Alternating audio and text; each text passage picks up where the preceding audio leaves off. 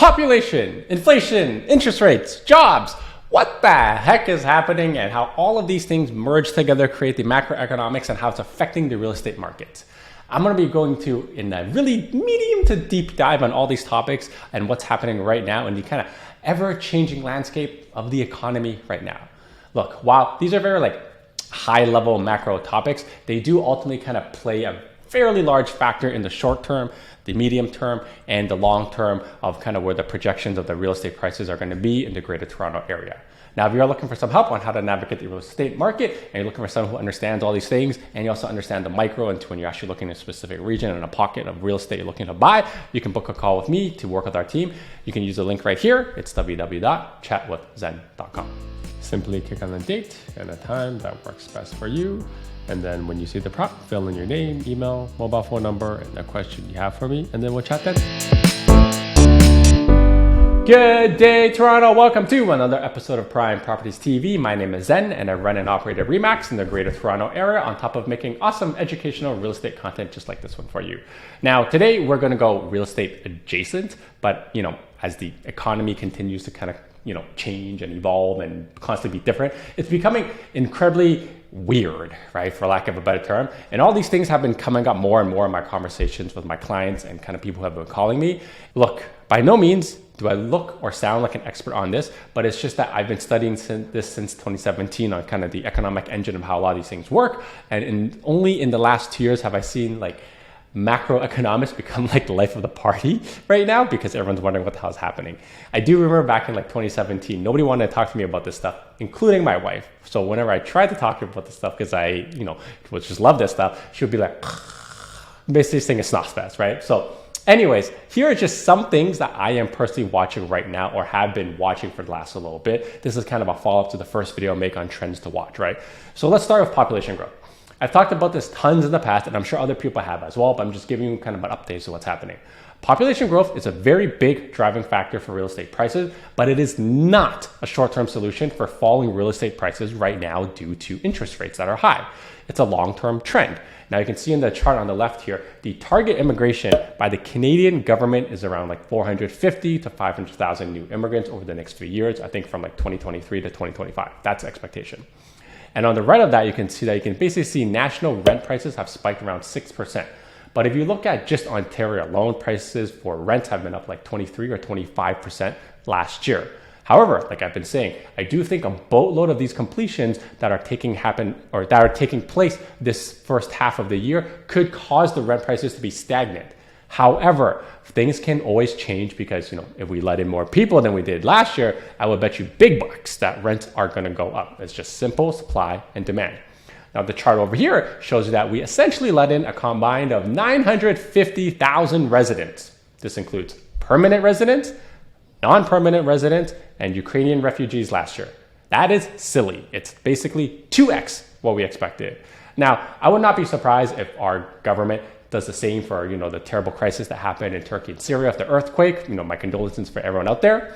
But if we're going to double our population estimates every single year, yeah, we have a huge problem on the rental side, right? So while a lot of new immigrants generally don't buy right away, I can tell you the average time for them to buy when they get PR is about 3 years. 3 years. Just remember that metric for later, okay? Now, next is inflation. Here's a running inflation count in the last year. Yes, we're going through what we call disinflation right now, not de-inflation, which just means that inflation is coming down. It's not going negative. It's just growing at a slower rate. But that means that prices are still going up, just going up slower, right? But everyone, was kind of worried in the last 2 weeks that it was not going down fast enough because the expected inflation was actually supposed to be lower than what we actually got. So the term here that we're using is that inflation is sticky.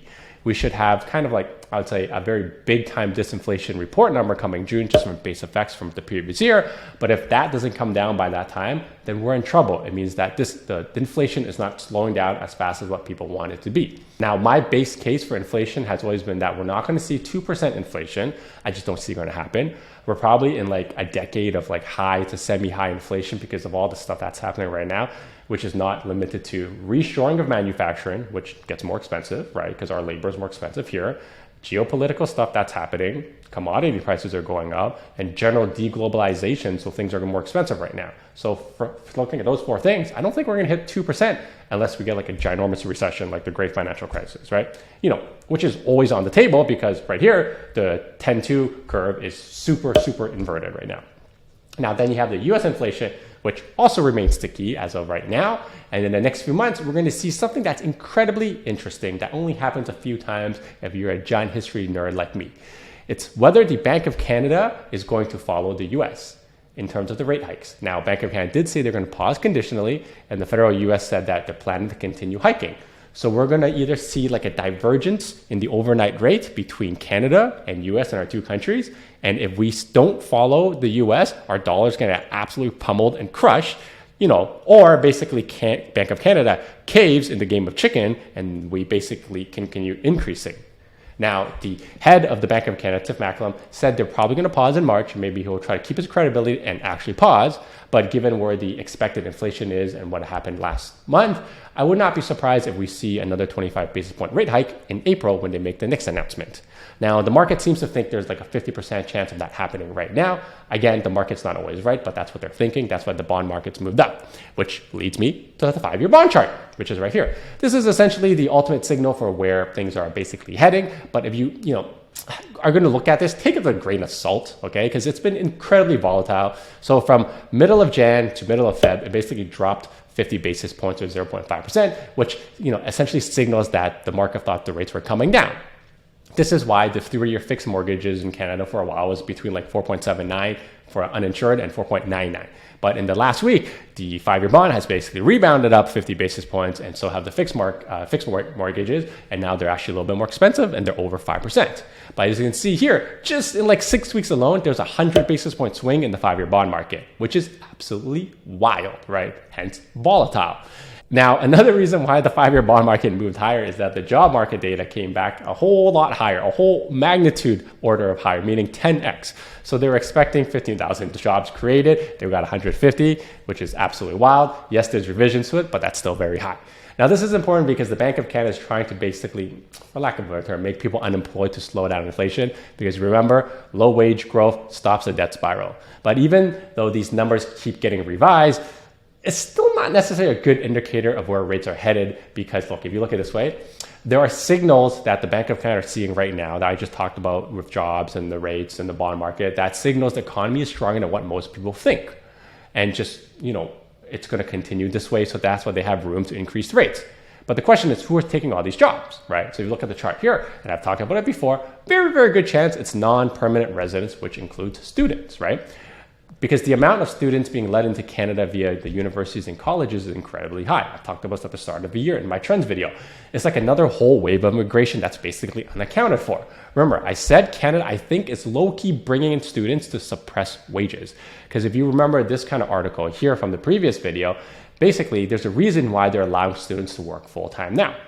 And I do think that this cohort of kind of jobs being taken up is just basically local people who aren't willing to take those jobs, but people who are immigrating here, whether they're students, non-permanent residents, are willing to take that. And I can personally see that when I'm hiring staff. Now, here's one interesting chart that I just want to show you. Immigrants' general money-making ability after 1 year they've been in Canada is actually higher than someone who's a natural Canadian. And remember what the stat I told you before. It takes 3 years roughly for an immigrant to buy homes. So this is going to play a big role into the demographic shift, right? Because the incomes are very, very high for a lot of these immigrants. And I can tell you anecdotally, half the people who call me who are looking to buy their first home basically fall into this kind of like background that's very, very common. They're of South Asian descent. They generally, as a family, make over 200 grand. They want to own real estate near good schools. And relatively speaking, in terms of pricing, it's cheap to buy real estate here relative to the price per income every single year versus back home. And that's where some demand is right now. Plus, I've been saying this a lot, another chunk of the demand is coming from the millennials who have formed families during the pandemic, and they all kind of want low-rise, ground-based homes right now. This is someone like my generation if they had a kid. Now, a lot of like the housing bears are going to want to say, look, we can look at previous times to see what's happening right now, and then we can make a comparison to where we're going to go. And there's the whole history doesn't repeat, but it does rhyme, right? So if you look at this inflation chart, US basically had 3 massive inflation spikes from the 70s to the 90s, right? And again, do with this what you want. And what does it mean for economy? There's a lot of people making assumptions. But the whole underlying premise of why I'm showing you this is between those periods, as inflation is really, really high, the cost of consumer prices basically 3x'd, right? So we see another round of inflationary spike in this decade, which honestly I wouldn't rule out, given that, like I said before, we're in an inflationary decade. What is going to happen to the cost of food, gas, shelter, on top of what's already happened? They're not coming down. They're probably just going to continue going up, right? On top of bringing tons of immigration to suppress wages for Canadian citizens right now, it's generally a recipe for disaster. Yeah. Then you look at the latest housing starts over here. It's a ginormous gong show. We basically decreased housing starts in the last month by around 30 to 40%. And supply problem is basically something that we're going to have in the future because we're not building anything right now because of the current market conditions, right? Now, this chart is a chart I've shown you before, which is basically the current rate at which we're completing homes. This includes condos, low-rise homes all over and all together. But we're only basically at half the target that we need that's set by the federal government for right now for how many homes we need. And we just stopped starting projects, right? And this is considering the fact that we're only contemplating using the 500,000 immigrants, not the 1 million total people coming into the country. So how bad is this disaster and how to prevent it? Look, everyone's got their own solution. I personally still believe in owning hard assets. You can choose whatever that hard asset is you want, gold, real estate, Bitcoin, whatever, right? That's up to you. But I've just chosen real estate personally. And while it's not necessarily an investor's market right now, when you kind of look at the micro market and the trends and the numbers and the rates for Ontario, if you're looking to buy a home for yourself to personally live in, here's kind of my 2 cents. It's probably a good idea to stop trying to time the market and just buy the home that you need for the family. That's it. Very, very simple. Try not to gamify everything or look at the short-term stuff because it's not going to affect you, because the long-term trend with immigration, inflation, deglobalization, not building enough homes, cost of these homes building if we were to build, and the fact that land isn't getting any cheaper, we're not having any land, all of that put together is a reason why I just don't think homes are going to be any cheaper in the long term. Now, one of the reasons I do not personally like to talk about this topic a lot on this channel is, one, these topics generally don't perform very well. I know, I see the numbers. And two, I realize there's a lot of chatter in the last 2 years about a lot of these topics I already covered. And everyone already kind of seems to be an expert on it. And they're just saying, look, this is going to happen, X, Y, Z. But honestly, nobody knows what's going to happen because the environment is changing so rapidly right now. And everybody is so overly concerned about the micro changes that are happening in the jobs market, the inflation market, the CPI print, right? All of that stuff. But when you look bigger picture, bigger term, the macro pictures are going to take place, and it just is going to be just not enough homes. That's it, right? So you got to stop focusing on the short term, which is volatile, but just focus on the long term, because over time, it's just going to smooth out. That's it. So I've been in real estate for so long, I've seen a lot of these macro trends, and generally I would say I'm fairly young, right?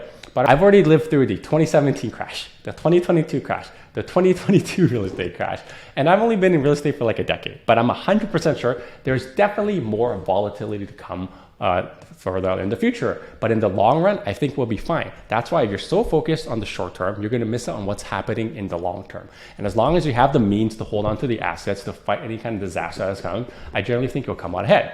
Anyway, those are the trends I'm seeing right now. And hopefully this gives you kind of a more condensed summary of what I'm personally seeing that's happening in the big picture. Because look, there are a lot of things happening in the big picture, but it takes some time to come down to the micro market and what you're looking for. Because remember, you can't take the macro and apply it to the micro, but you also can't take the micro and apply it to the macro. You need someone who understands the two of them to put them together. Because we are right now, yes, still having multiple offers in the micro, but it's all segmented all over the place. But if you look at the macro trends, there's a reason saying that makes no sense, right? So if you do want to work with someone who understands both the macro and the micro and kind of mix the two and kind of apply to your personal situation and kind of what's happening and whether it makes sense for you to be defensive, offensive, or just trying to do something where you want to just figure out what's the next move for you in the real estate market, you can book a call and chat with me. It's right here using that link, www.chatwithzen.com. Until next time, your move, your future. See ya. Now that you're done watching this one, how about this one? Oh, you know what? This one's good too. Ooh, this one's really good. You know what? Just watch them both.